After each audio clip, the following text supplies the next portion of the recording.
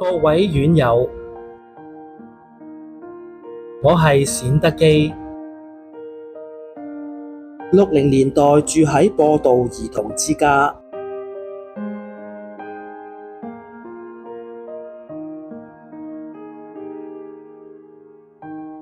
感謝天父嘅帶領，安排咗呢個咁好嘅地方俾我喺度成長，認識到一班院友，同埋感激阿姨。新姑娘一直好照顧我，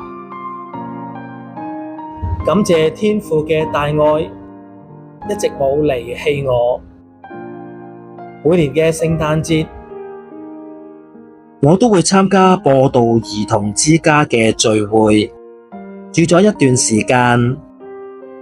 離開咗播道兒童之家之後，都有一班院友經常關心我，呢啲係神嘅安排，內心非常感激。雖然遇到溝通上嘅困難，但係院友都好耐心寫字同我溝通，直到而家，我體會到神嘅安排，神嘅帶領喺我身上，真係感受到神嘅愛護。希望各位院友都多啲返教會聚會。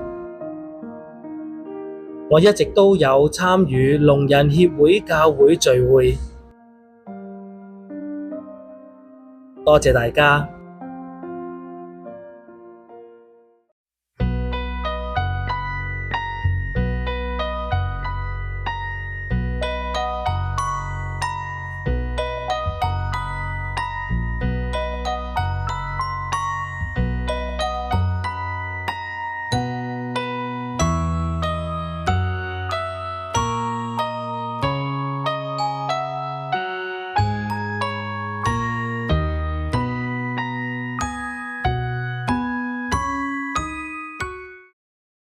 燃亮生命，請捐款支持播道兒童之家。